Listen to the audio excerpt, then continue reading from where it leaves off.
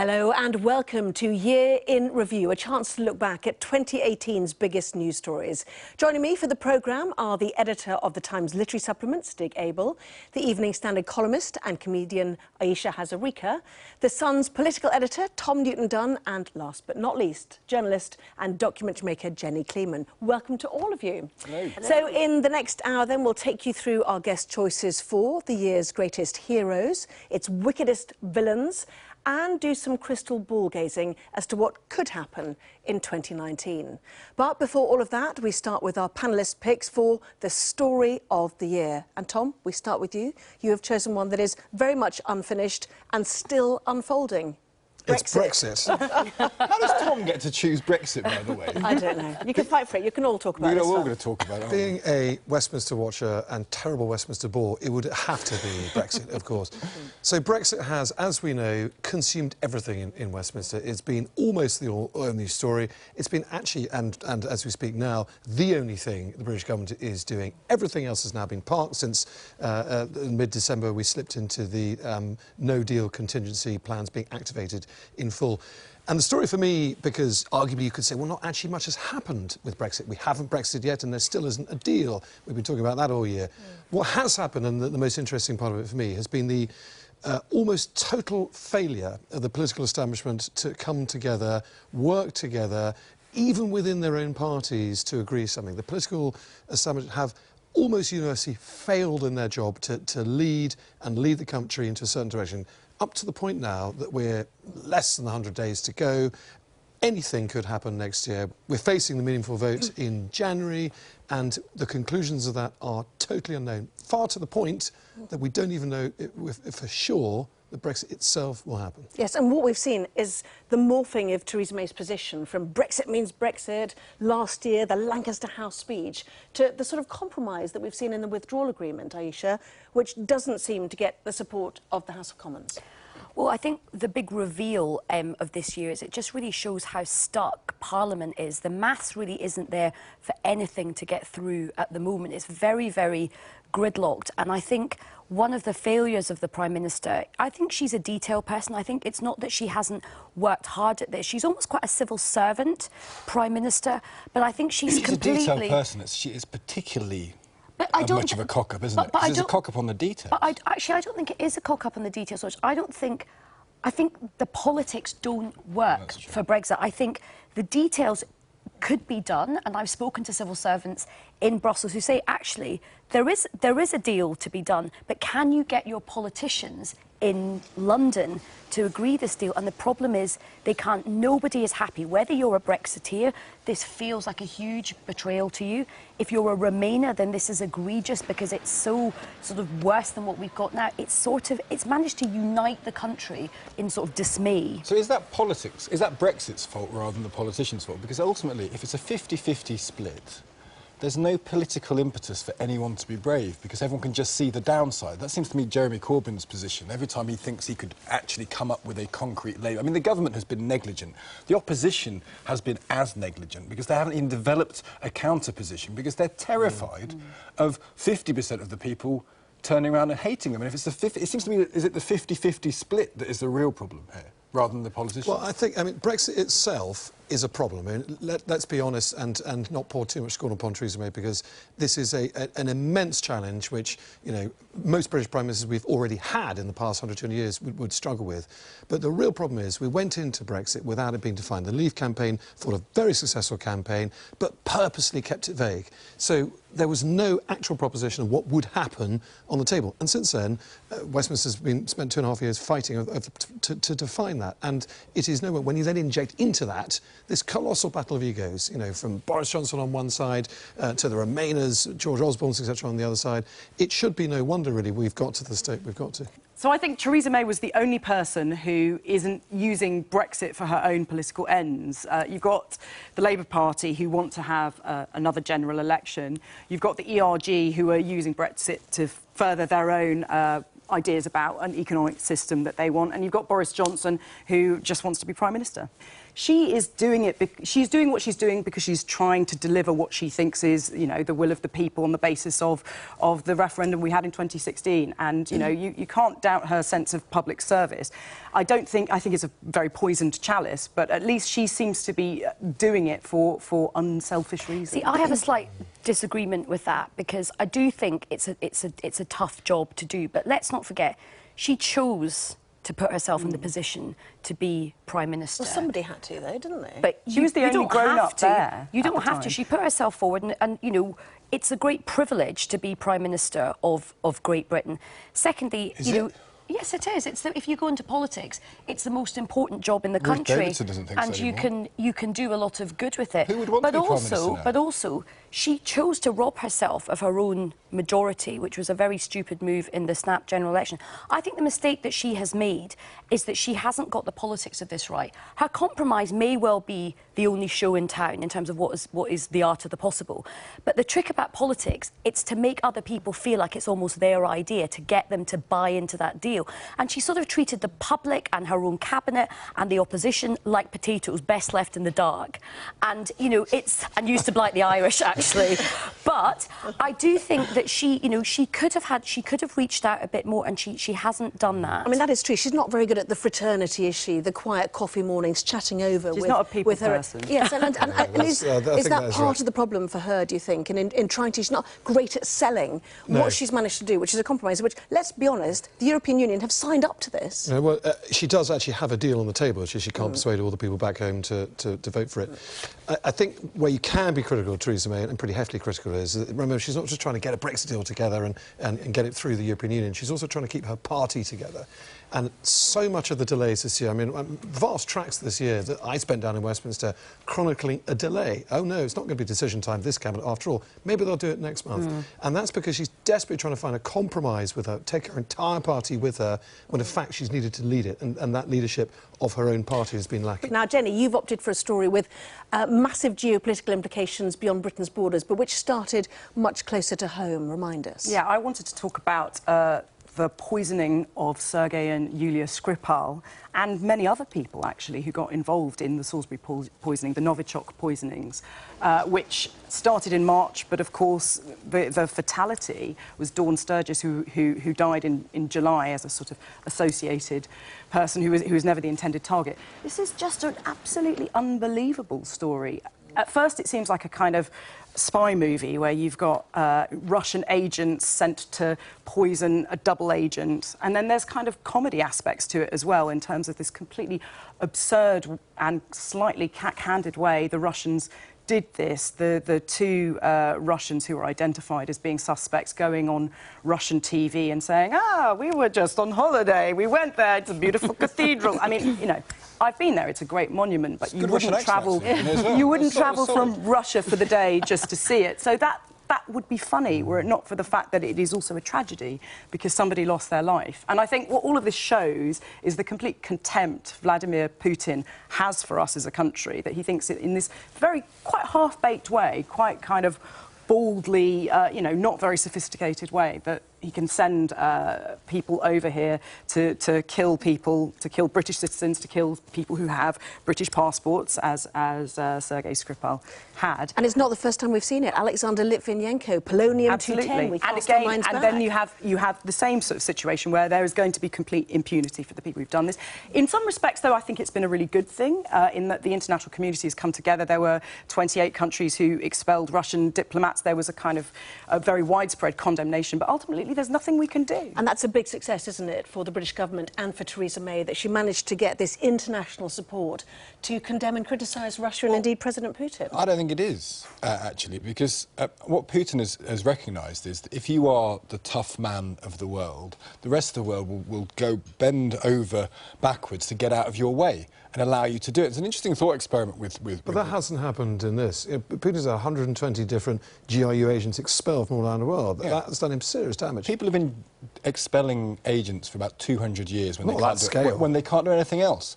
It was an interesting... So the thought experiment is around Skripal is, say this gas, say they'd dropped it in the centre of Salisbury, say they'd killed 10 people, or 50 people, or 500 people. At what point would there be a moment in which Putin has to face a reckoning, broader than having his spies expelled. And what Putin has realised is to avoid unpopularity at home, he can stomp around on the world stage. He might get some spies kicked out, which he'll also point to as a great conspiracy against him from the West. And actually, you could ratchet up the atrocities. He took down a plane a few years ago. He's annexed Crimea. He's in again to eastern Ukraine. He knows he's in Syria supporting Assad. He knows time and time again, you can do things and the world will always blink first. And part of the problem is that the American president was trying to befriend you at the same time while many of these things were underway, including the summit in Helsinki. Absolutely. And I think, well, look, I think Stig makes a very good point. The problem with the Russian situation is that nobody really knows how to deal with it. And it pivots to a bigger question about our bigger geopolitics. We're very good at talking, you know, in flowery rhetoric about how it's really important that nobody should do bad things. But when it really comes to it, we are all collectively pretty impotent, apart from using the usual channels and expelling a few people. And don't forget as well, the Russian interference in other democracies, you know, there's still the ongoing Mueller investigation. There's lots of speculation about cyber attacks and, you know, disinformation and distortion and disruption. And I do think that the kind of the under-the-radar stuff with Russia is very, very difficult for us in the West to even begin to understand how to deal with. And Stig, this was also your story of the year as well, wasn't it? The broad ramifications of what you do with President Putin, how it feeds into the, you know, the Russia bots, the Russia investigation in American politics, fake news, all of it has really sucked the life really out of parts of journalism and politics this year. And the answer is, what can you do? The UN was an institution created on the back of World War II to enable us to take action collectively when people act improperly, and that just seems to have stopped, not least because Russia's on the Security Council, so they can veto any action that might compromise their own interests.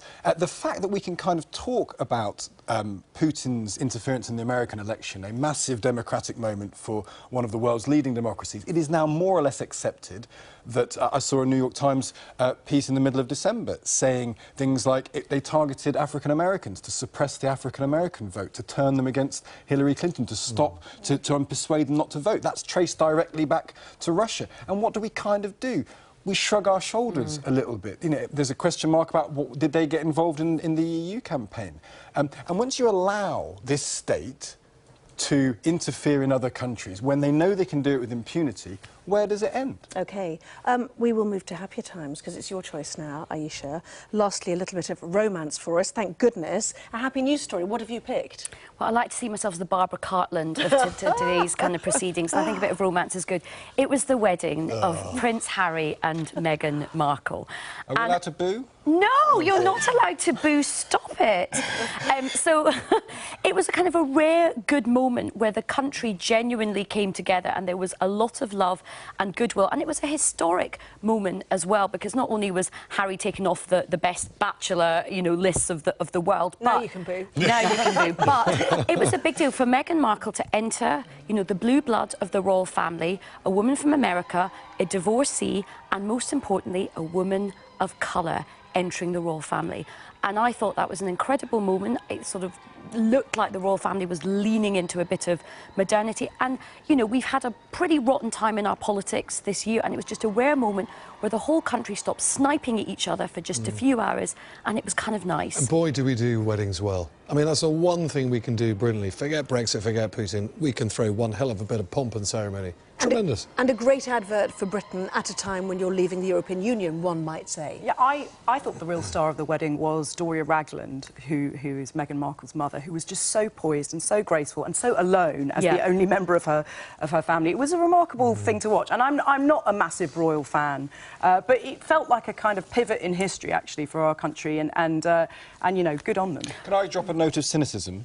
Oh, goodness, Go on. That's unlike you. No, I know, but what's happened in the 6 months since then has been the reports of a rift and the rift with which you wouldn't get if it was between two men. This very catty reporting about women bitching. My to point each other is this strong woman, as you say, a woman of colour, and I do think that makes a difference visually. I think it's important for people to say this is how Britain is moving forward. But what we've seen is Can the royal establishment handle Meghan Markle without leaking out that she's difficult? You know, the difficult woman narrative has already become but established. also, can the press handle as well? Because, as you're absolutely right, you know, we were fating this young, beautiful couple, and now there's this almighty backlash happening against her as well. Well, let's hold on to those thoughts of that successful tour down under and the royal wedding as we move into... I withdraw the cynicism. There you go, that's what we were after. Thank you very much. Now, coming up, tales of tremendous bravery, unlikely diplomacy and good old sporting redemption as we toast our heroes of the year after the break.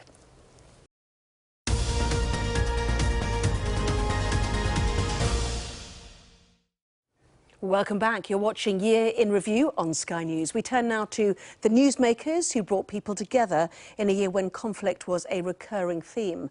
Our panel's Heroes of the Year. And I know, Stig and Aisha, you've made the same choice, haven't you? A group of people who endured enormous hardship but found a happy ending.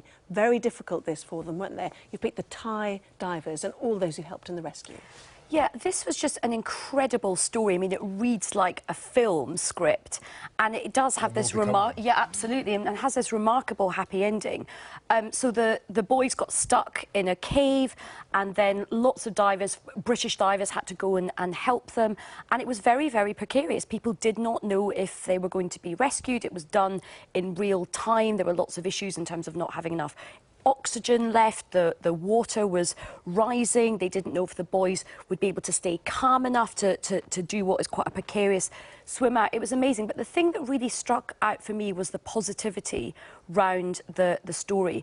Even the parents of the boys, there wasn't this immediate blame game going on about the coach. It was almost like there was so much sort of goodwill that I think that genuinely made a difference. And the coach who took the boys and was stuck with them, he was an absolute hero, so he must have felt the weight of the world that he'd made this terrible decision and it had all gone wrong, yet he kept them calm, he kept them motivated, he had good advice about sort of not drinking the water which was dirty and about, you know, taking the water from the ceiling.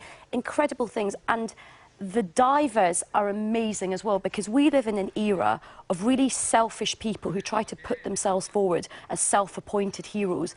And these guys are the most... Elon Musk. Absolutely. And these guys are the most modest, genuine heroes, and they didn't do it for fame or for money. They just did it because that's what they do. And it's only when you put yourself in the situation of being in darkness with the threat, as you said, of waters rising, you know, miles from help, not knowing if help is coming, that you truly understand how absolutely terrifying that and must we have been. we live in a very small world, really, where you feel ultimately if you get into a mess, experts, people will be able to get you out. But actually, they were in a situation, as you say, where they were underground for 2 weeks. The whole cave system was going to flood on the 10th of July, I think was the point at which it was going to flood. They had to get them out by that point. So even when they discovered them, which was a massive feat in itself by divers, and there's that great video footage of them saying, how many of you are there? And they're 13, brilliant, you're all there. They still have to think of ways. It's about, not only is it about courage and bravery, it's about mental ability. So they had to work out, solve the problem of how to get these boys out when they weren't divers, they were hugely malnourished, they were scared.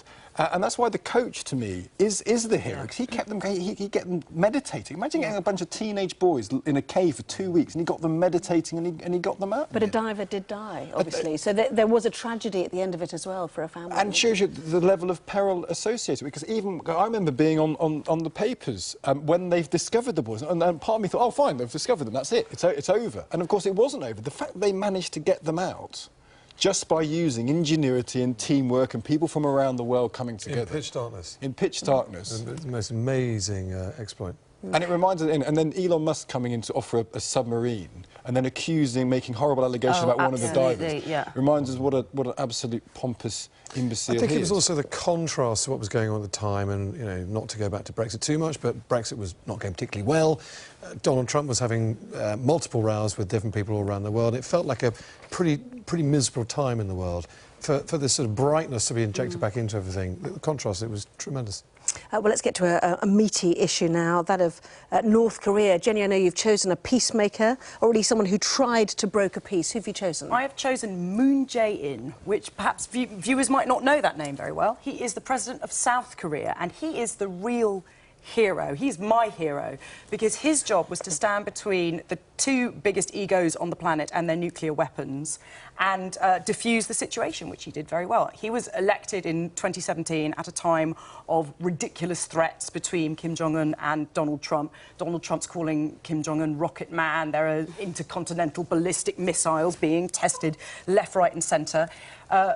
Moon was elected and said, I am going to create a better relations with the North, and he did. And there was the Winter Olympics in South Korea where the Koreans walked together in the opening ceremony, and I think it was ice hockey that they played together. And then he had summits with Kim himself. Amazing pictures from the border. I mean, you just you have to pinch yourself when you see stuff like this, don't you, given the backdrop of what was happening. Only a year earlier. And then, of course, he managed to facilitate the meeting of Donald Trump and Kim, even though it was cancelled at the last minute. He managed to again be a peacemaker, get this. And the summit itself, the Singapore summit, I feel quite uncomfortable about because it was basically a photo opportunity legitimising a dictator and showed the world that if you want a lot of attention, what you should do as a dictator is develop nuclear weapons.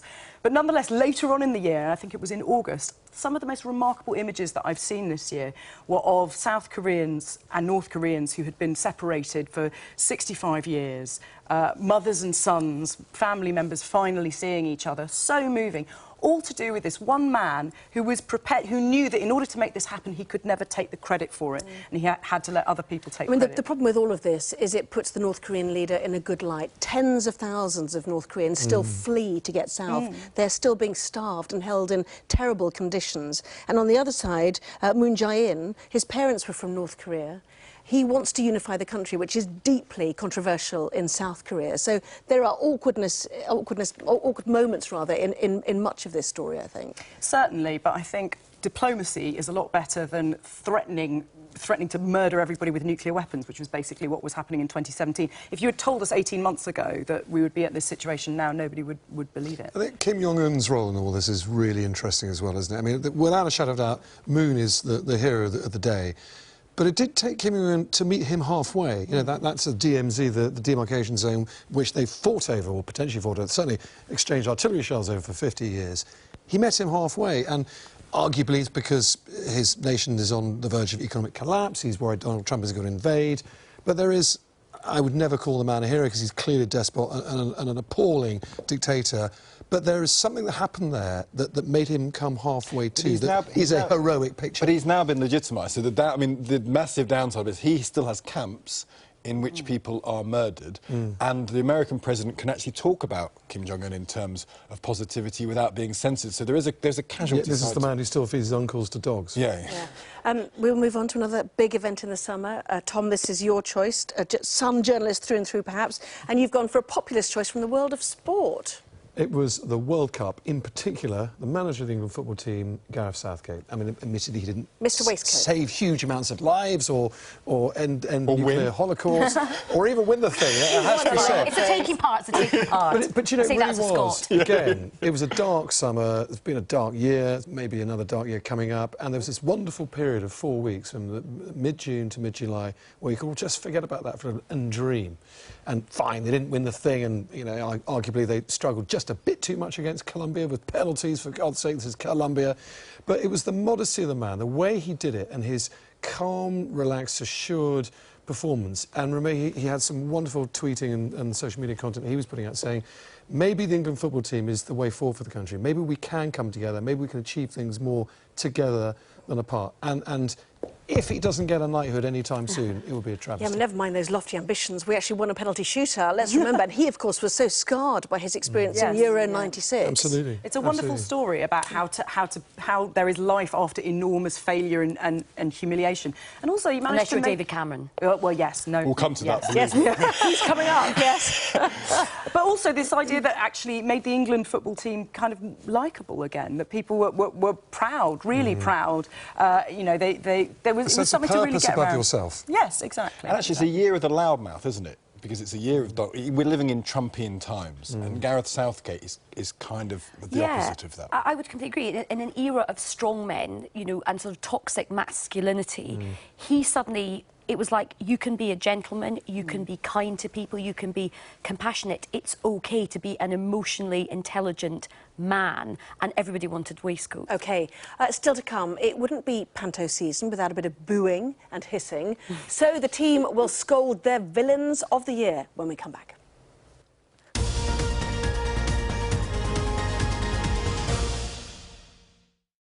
Welcome back. This is Year in Review on Sky News. We are dissecting the highs and lows of 2018 with the editor of the Times Literary Supplement, Stig Abel, the Evening Standard columnist Aisha Hazarika, and the Sun's political editor Tom Newton-Dunn, and journalist and documentary maker Jenny Kleeman. Welcome back to all of you. So, having cheered the heroes of 2018, it's now time to jeer the villains. Oh, no, it isn't. Oh, yes, it is. Yeah. Don't That's give as up bad the day job, that's as bad guys. as actual pantomime, I thought. Yes, exactly, yeah. That's not the route you need to take. Anyway, Jenny, let's start with you. Who's had you riled up this year? Boris Johnson's got me really riled up this year, and I'm gonna talk you through exactly why. So in June, when he was still Foreign Secretary, he missed the Heathrow crucial vote on the Heathrow third runway and went on a 9-hour trip to Afghanistan, one of the few people in the world for whom Afghanistan is a sanctuary. He, of course, had said that he would lie in front of the bulldozers to stop the runway from happening, because he's a coward, because he didn't want to be there for the vote. And then you've got in July, he, of course, resigned after the Chequers deal. He resigned, I think, about 30 minutes before Theresa May was due to speak in the House of Commons, designed deliberately to harm her as much as possible, whereas this was on a Monday that he resigned. And on the Friday, he had been toasting her and toasting her kind of long reign as Prime Minister. He's had a difficult year himself.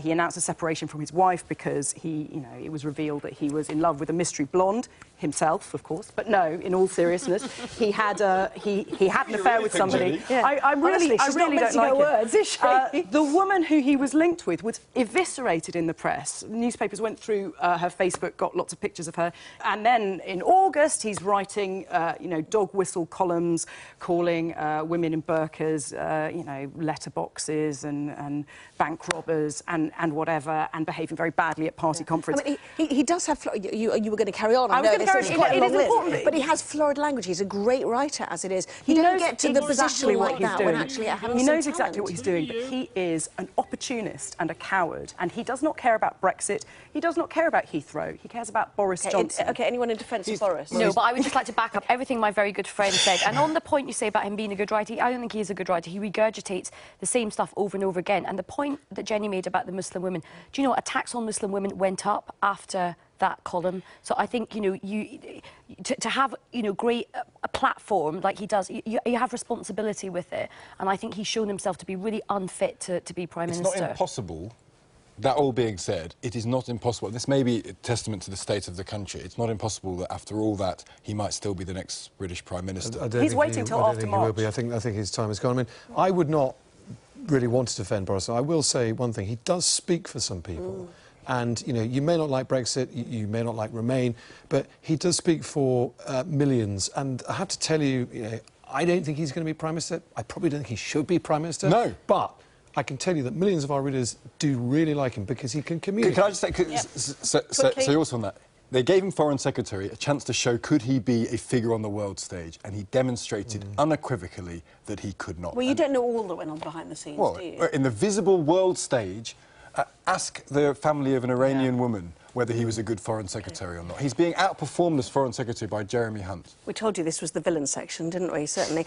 Stig, the object of your scorn definitely won't be the next leader of the Conservative Party. Why not? It's David Cameron is my villain, because everything we talk about to do with Brexit, every single problem that Theresa May faces, that the country faces as we go into 2019, should be laid at the door of David Cameron, who, to solve an internal party squabble, not only considered to have a referendum, which you can have a debate whether that's a good thing, he inexplicably didn't put a threshold into it, so it had to be a certain percentage of the vote for a change as significant as this, which they did in 1979 for Scottish devolution. It's absolutely possible to do, because the root cause of all our Brexit ills is it's a 50-50 split country. And it's David Cameron who blagged the 2015 election, he blagged the Scottish referendum, he thought he was going to blag number 3, coast through, as he always did, and instead he's put the country into chaos because he was incapable of looking ahead and seeing what might happen if the And country then he voted walked away Brexit. whistling. Yeah, well, but don't you think the fact that Leave won that vote showed it was right to put it to the people? No, because I think the problem is a 52-48 in either direction spells ruin for our political system. As Tom said earlier, it's broken Parliament. The reason it's broken Parliament is it's a 50-50 split. If you're going to have something that absolutely alters the very structures of the country, it has to be on more of a mandate than that. And that was not only wise in hindsight, it's massively apparent at the time. And it's down to him. His whole attitude towards government... No, Tom knows him better than me, he might say I'm wrong here, but he believed he can coast it. He's a coaster, and he's put the country coasting into chaos, and that's why I blame him for this. Everything we see this year comes back to him. The Conservative Party had decades of strife and division over... John Major did as well, for example. So can Brexit and the political, or the broken politics we have subsequent to that, can that be laid at Cameron's door? No, it can't. I mean, I think you can accuse Cameron of being several. You certainly can accuse him of being arrogant, a bit conceited, having a slightly overinflated opinion of himself. He went to his final EU summit to tell the EU leaders to back him because he's a winner. He didn't win. But the Tory party's troubles, in fact, Britain's troubles with Europe, Britain's terrible schizophrenia about whether we're part of Europe or not, has been going on for decades, nay, centuries. And I think to lay everything at Cameron's doorstep isn't quite right. And by the way, that was 2016 he was probably villain in the rear rather than 28. He's been very quiet this year. He's saying the ramifications are continuing. The ramifications, he's sitting in his shed while the ramifications continue around him. We need to move on. We've got so much to pack in, if you don't mind. Tom, I know you came face-to-face with your villain of the year back in July. Who is he? I was rather grateful for coming face-to-face with him at the time. I have to say, I didn't tell him that to his face. It was the President of the United States, Oh, Donald there Trump. you are. Lovely. And look, the same suit. I hadn't even changed my shirt since then. We live in horror. Picture, isn't it? So I had he said, right, you got 10 seconds for a picture with the President. I didn't have time to put down my rubbish carrier bag at the time. So, Olivia, having a picture with posters, you can at least put down your bag. Sum it up then, anyway. Why like him? Waxwork. So, despite his kindness in granting me 27 minutes of his time in the US Embassy in Brussels, I think you can trace not just a lot of the world's strife this year, but also in future years to come, we have yet to even see the start of, down to this one man. The one thing I did learn sitting in that embassy talking to him, he is all-powerful. Nobody contradicts him. Nobody tells him to stop talking. Our interview was supposed to be 10 minutes. He ran it to 27. He told his press secretary to shut up, basically. And he makes decisions really like a feudal monarch. And if you look at those decisions this year, so we've talked about North Korea already. He legitimised Kim Jong-un in nuclear peace talks that are going precisely nowhere. He started a trade war with China, the ramifications of which will play out for certainly the US, but also global trade for years to come.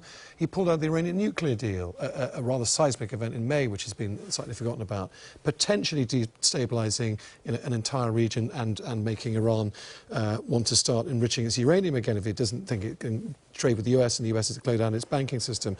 And all this, and of course, remember, he sat in the room with Putin and legitimised him. God only knows what deals they cracked up. This is America, under one man, pulling out of the world system, and I think it's going to be really dangerous to the repercussions of. But he shakes up the world order, he shakes up politics, and he speaks for people in America who feel like they're not being heard. He does, and this is true. He's found a way of communicating with people who felt they haven't been heard of for years and years. My personal complaint with that is that what he's saying to them is potentially quite dangerous, and actually the answers he's offering are not really answers at all. They're just going to unlock more problems. And Aisha, President Trump angered a lot of people when he appeared to ally himself with your choice. Who are you talking about? It's the Saudi Crown Prince Mohammed bin Salman, and he is a very interesting figure. He's seen as a hugely powerful figure in Saudi Arabia. At the beginning of the year, he tried to get some good PR by allowing women to drive. However, I think that was a bit of a distraction because actually lots of women who had campaigned for this were being tortured. Saudi Arabia still has an appalling human rights record. It's a medieval country in many, many ways. And then, of course, later in the year, he is implicated in the murder of the journalist Khashoggi.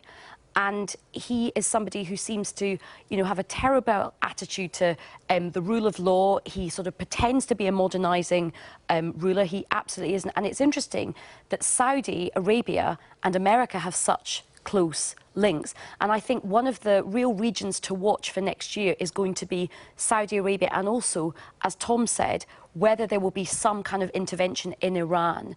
So I think bin Salman is a very, very interesting character. But also, yes, as with all these strong men, by which we mean awful men, kind of normalised when you know, and the murder of Khashoggi led to Angela Merkel cancelling weapons deals with Saudi Arabia. But the murder of countless people in Yemen, fuelled by weapons sold to them by Britain, has scarcely caused any concern at all. And we rolled out the red carpet for his visit this year. And I think there's a very, very big moral question that is being asked by governments. There's no easy solution to this. And Trump was very defiant about this, which was, where do you draw the moral line and where do you draw the economic line in terms of both our countries do a lot of business in terms of arms sales. He was honest about, though, wasn't it? He said, I'm not going to destroy US jobs for this moment. And they haven't. And they haven't properly censured the Trump administration, Mohammed bin Salman. If you think about the Skripal poisoning that all of those Russian diplomats have been expelled, you have basically the same thing happening, that you have a Saudi national killed on foreign soil. And yet we are still continuing. We sell them arms, we train their police, we host their dignitaries. You know, if MBS is a villain, we are complicit in that. We're villains too. Remember, really. the bodyguard with MBS in London at the time was, of course, the chief suspect for chopping up poor Adnan Khashoggi in Istanbul. There's also a security relationship, which is very important to add in one extra complicating element to our relationship with Saudi Arabia. Turning your back entirely on Saudi Arabia, no matter how appalling MBS might be, would do irreparable damage to Britain's security, close off huge amounts of intelligence. It's a very, very tricky problem for any Prime Minister to try and deal with. And yet, 14 of the 18 9/11 bombers were Saudi. A lawful lot of the most extreme Islamic ideology comes out of Saudi. It's one of those great mysteries to me that Saudi Arabia, in Yemen, they are killing citizens, doing double tap strikes where they go in and then kill the first responders as well. They're seen as this country we need to ally with for security reasons, and yet an awful lot of the world's terrorists are funded by it and come out of Saudi Arabia. OK. Plenty more still to come when we come back. Our panel read the tea leaves to predict the stories we'll be talking about next year. Join us after the break.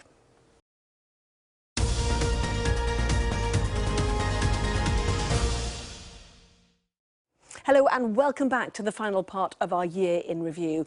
We've run the rule over 2018, so now let's look to 2019 and our panel's predictions for the year to come. Stick, why don't you kick off? I wasn't allowed my main prediction. Which was going to be? It had a swear word in it. Okay. It was just going to predict that the country would plunge into ever greater chaos, but I said it more fiercely. But let's leave that to one side, because I'm sure we'll get to that in other predictions. I actually think next year might be the year of the technological backlash. I think that we are all collectively still very glib about the risks of giving up data to people like Facebook, to various other parts of the internet, because we demand convenience. We want people to send us adverts that we're interested in. We want to do one click. But what this year has shown, we talked about Putin's influence. There was the whole scandal around Cambridge Analytica where Facebook was making information available for nefarious ends. There's the beginnings of a recognition, I think, that we've all had too much too soon when it comes to technological generosity without recognising the risk. And I think next year, we know it's compromising our health, it's compromising our ability to sustain relationships. It means we can't ever close the door on the world.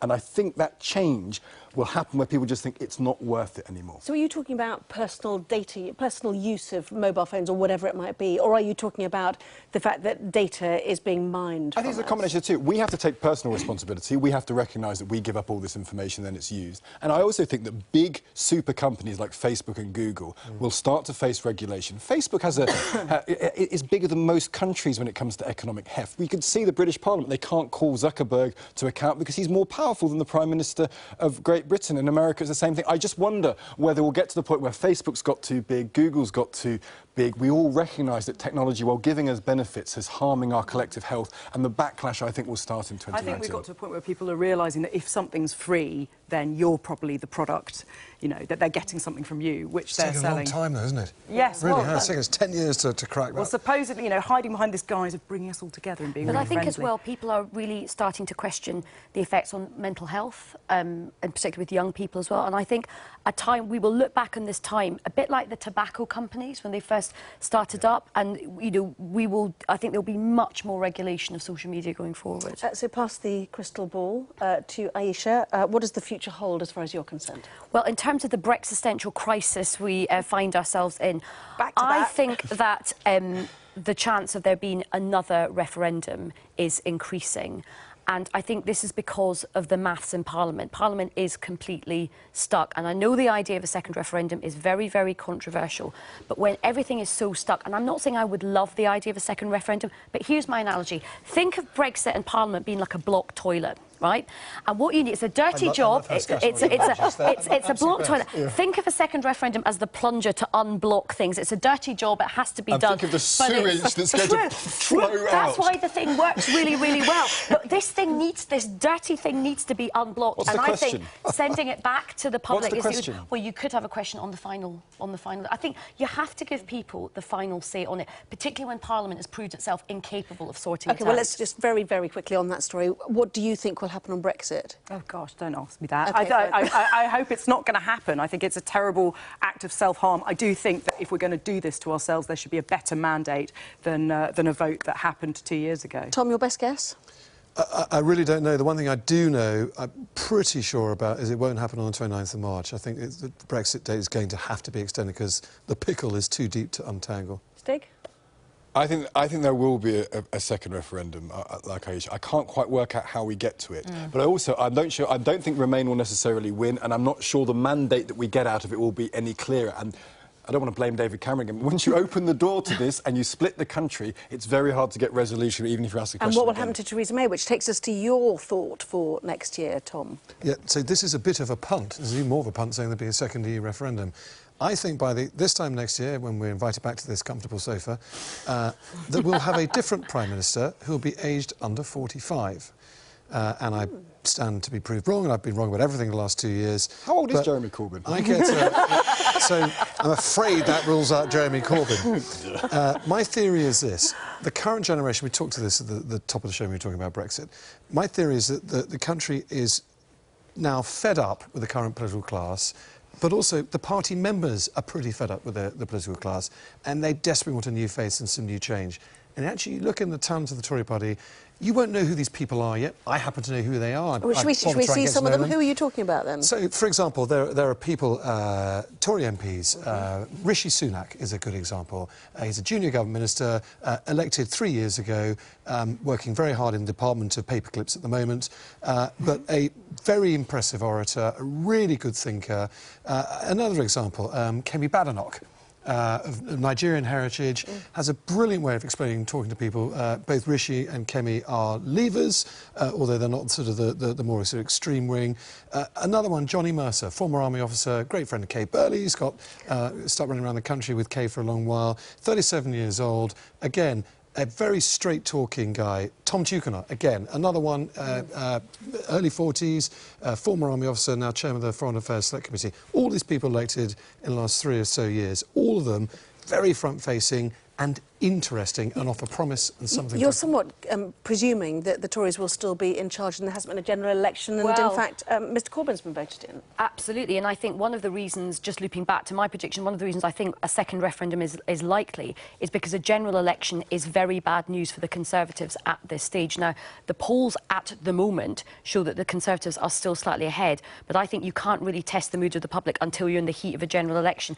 And Corbyn, I think, whether you agree with his Brexit position or not, has definitely tapped in. He's tapped into a very deep sense of frustration that a lot of people have about some of the reasons that drove Brexit: austerity, cuts to public services. So I think there's a huge chance Corbyn could come in not necessarily with a majority, but definitely enough to form a coalition. And that sort of takes us to Jenny's point. A lot of the theme of this hour has been broken politics and the parliamentary impasse. So what is your prediction then for Well, my 2019? prediction is something that won't happen but really should happen, which is I think the Conservatives and the Labour Party need to split into two parties each. Their left-wing and their right-wing factions need to cleave off from one another so that we do not waste our time with the ridiculous infighting that has been crippling our politics at the moment, and that we can actually have more choice. I think what Brexit has shown is that binary choices aren't necessarily very good for the country.